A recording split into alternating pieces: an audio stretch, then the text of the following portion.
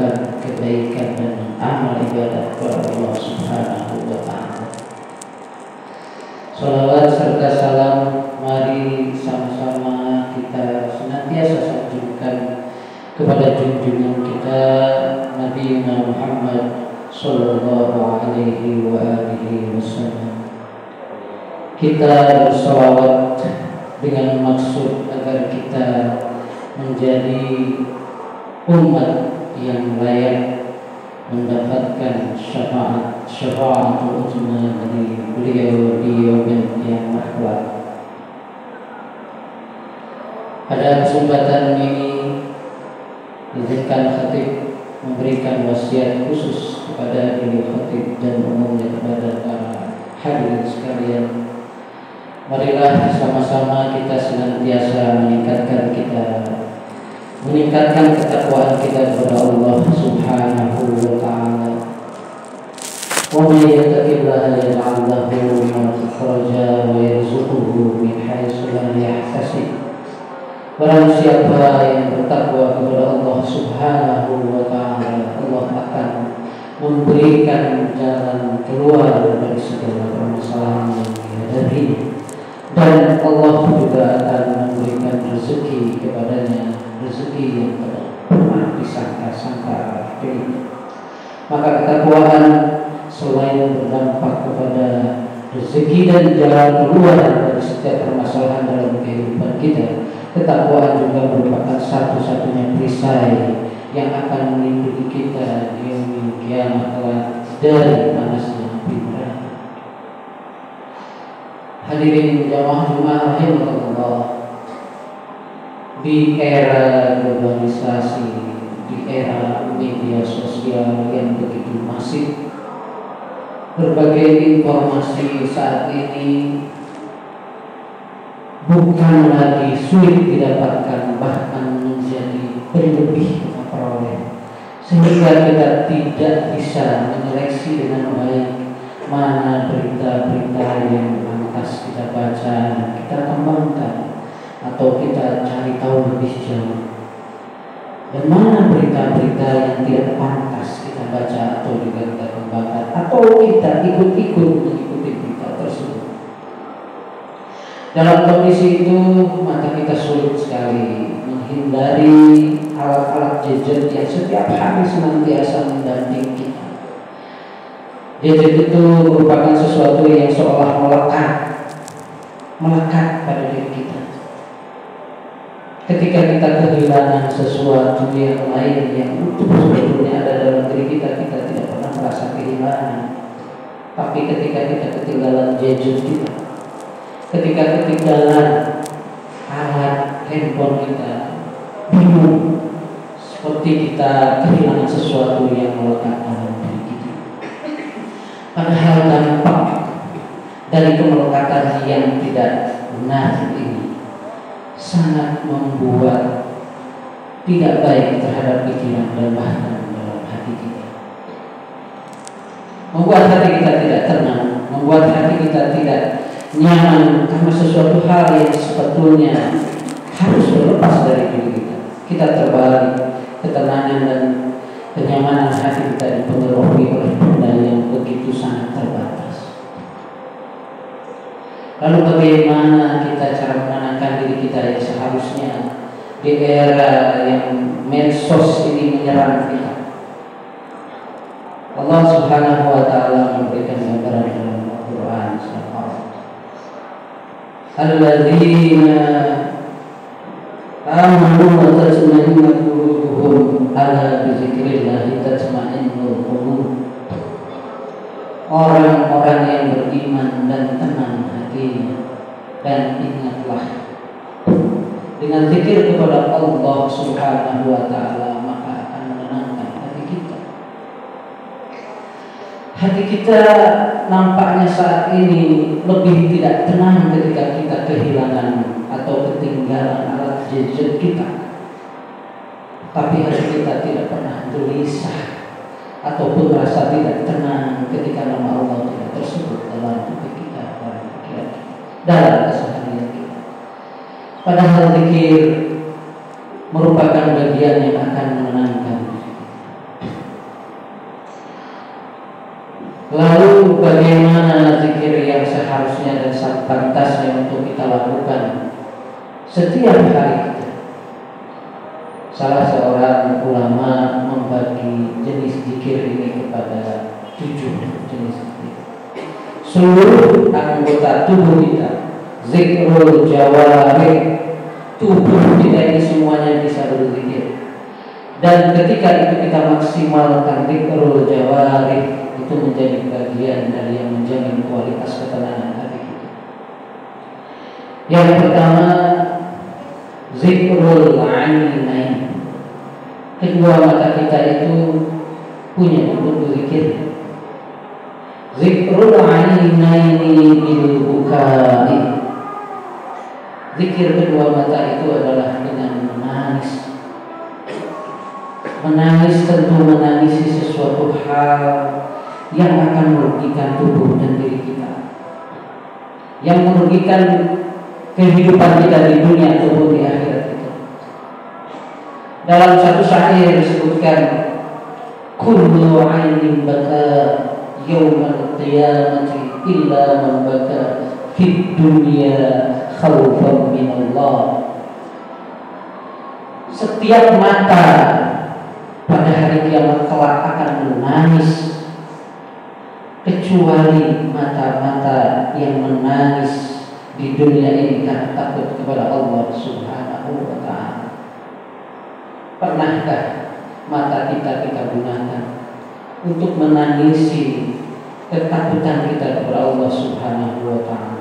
Takut terhadap dosa-dosa yang kita lakukan, takut terhadap kesalahan-kesalahan yang kita perbuat tidak diampuni oleh Allah Subhanahu wa ta'ala. Ketika kita menangisi ketakutan-ketakutan yang bersifat perenungan dan rasa takut yang diarahkan kepada Allah Subhanahu wa ta'ala, itu menjadi bentuk dari zikir kedua mata kita. Bentuk zikir kedua, zikrul uzunain. Anggota tubuh kita yang lain adalah 2 telinga. Zikrul uzunaini bil israr. Zikir kedua telinga itu adalah dengan menyimak hal-hal yang baik.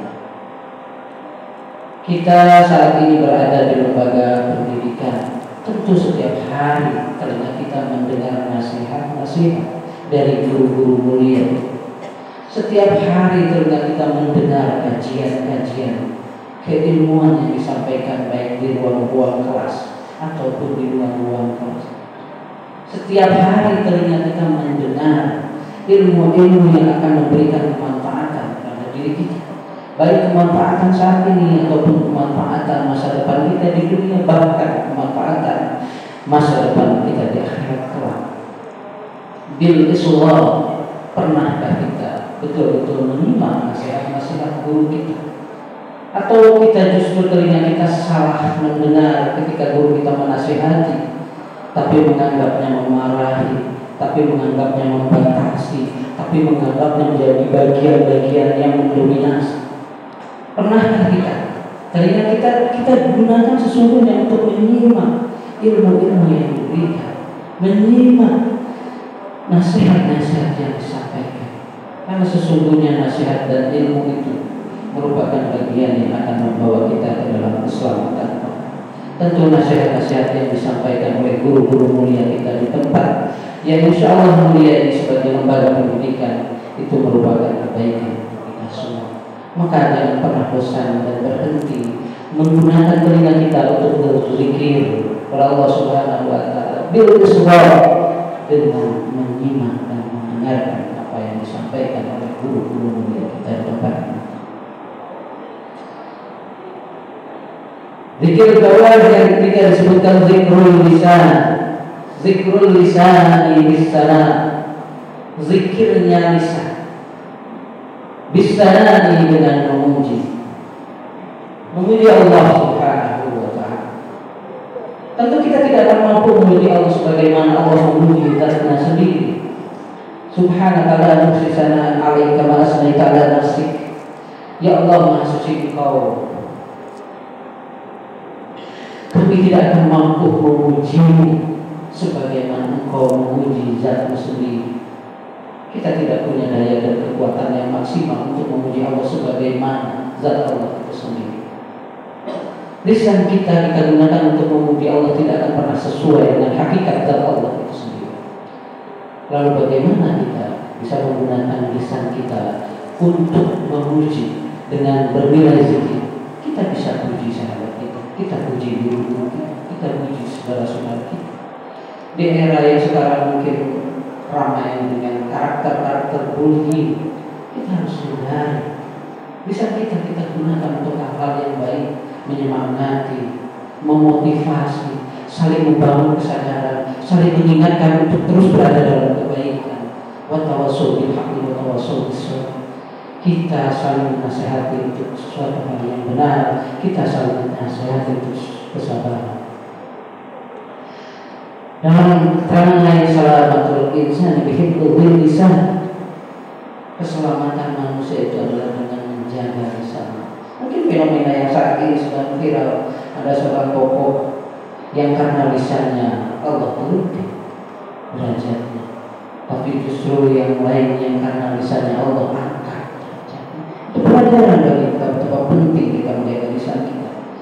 Kita latih diri kita, semulai dari pikiran kita, agar ketika pikiran kita baik, kita mengucapkan hal-hal yang baik. Ketika ucapan kita baik, kita akan melakukan hal-hal yang baik. Ketika kita sering melakukan hal-hal yang baik, itu akan menjadi karakter kita. Zikrul lisan bisa, zikirnya jawari, anggota tubuh kita, lisan kita adalah dengan melakukan pujian-pujian. Zikrul badan di bawah, kemudian zikir badan keseluruhan tubuh kita di bawah. Wabah yang ijazah kewajiban, melaksanakan kewajiban-kewajiban. Banyak kewajiban yang Allah berikan kepada kita. Ketika tubuh kita gunakan untuk melaksanakan kewajiban-kewajiban yang Allah berikan, itu merupakan bagian dari salah satu zikir dari tubuh kita, dari badan kita. Zikir kedua tangan kita dengan memberi sesuatu kepada teman kita yang membutuhkan, memberi sesuatu pertolongan kepada guru kita yang membutuhkan, memberikan tangan kita untuk mengangkat beban-beban saudara kita yang ada di sekitar kita. Itu merupakan zikir. Jadi jangan anggap ketika guru kita memohon, meminta pertolongan kepada kita semua itu bagian dari yang membebani. Tidak. Hakikatnya itu merupakan zikir dari kedua tangan kita. Apa? Berikan. Kalau kita tidak mampu memberikan materi, berikan tenaga. Kalau kita tidak mampu memberikan tenaga, berikan doa-doa yang baik. Itu merupakan zikir dari kedua tangan kita. Bagi kalau diri khawfi wa raja, kemudian zikir hati itu dengan khawf, rasa takut, wa raja dan hati kita harus selalu dibangun rasa takut kepada Allah Subhanahu wa Ta'ala, takut tidak diampuni, takut tidak dimaafkan atas segala dosa dan khilaf yang kita lakukan. Tapi tidak hanya takut yang harus ada dalam diri kita, tapi ar-raja, kita juga harus memiliki harapan bahwa Allah Maha Pengampun, bahwa Allah adalah pemberi anugerah, sehingga ketika kesulitan apapun yang menemui yang berat hati kita jangan pernah putus asa dari rahmat Allah Subhanahu wa Ta'ala. Zikir khawf wa raja, kita punya rasa takut, tapi juga kita tidak pernah hilang harapan. Itu merupakan zikir dari hati kita. Zikir ruh taslim wa ridha, kemudian zikir ruh itu adalah dengan kepasrahan dan keriduan atas yang Allah berikan kepada kita. Apapun kesulitan yang saat ini kita hadapi, ini bagian dari proses yang Allah berikan kepada kita untuk sampai kepada puncak keinginan-keinginan kita, puncak harapan-harapan kita. Maka proses ini sebagai bagian dari anugerah. Kita ridho, kita taslim, ridho dengan menjalaninya apa yang ada yang kita terima saat ini dengan baik sebagai mahasiswa. Kita jalani posisi ini dengan baik.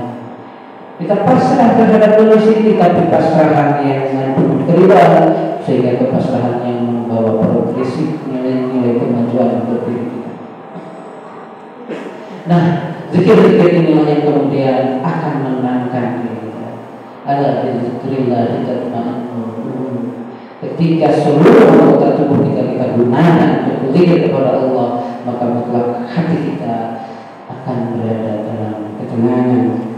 Dan sirrul zikr, rahasia zikir yang lain, fadhkuruni adzkurkum washkuruli wa la takfurun.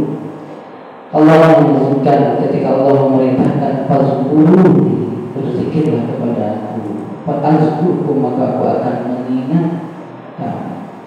Ini bagian dari rahasia Allah Subhanahu wa ta'ala terhadap orang-orang yang zikir. Ketika kita melakukan zikir kepada Allah Subhanahu wa ta'ala sebagai bentuk rasa ingat kita kepada Allah Subhanahu wa ta'ala, maka Allah akan senantiasa mengingat kita dalam kondisi apapun. Dalam arti setiap kesulitan yang kita hadapi, kita akan mendapat pertolongan dari Allah Subhanahu wa ta'ala. Jadi begitu pentingnya zikir dalam kehidupan kita, keseharian kita, karena itu menjadi bagian yang akan membuat tenang hati kita. Dan ketika hati kita tenang, maka kita akan mampu menjalani keseharian kita dengan baik. Demikian khutbah yang bisa kita sampaikan hari ini, semoga memberikan manfaat untuk khatib sendiri dan pada jamaah semua. Wal 'ashr innal insana lafi khusr illa alladziina aamanu wa 'amilus shalihati wa tawassaw bil haqq wa tawassaw bis sabr. Kata sallu 'alan nabi ya ayyuhalladziina aamanu sallu 'alaihi wa sallimu taslima. Sayyidina Muhammad wa ala sayyidina Muhammad kama shallaita ala sayyidina Ibrahim wa ala sayyidina Ibrahim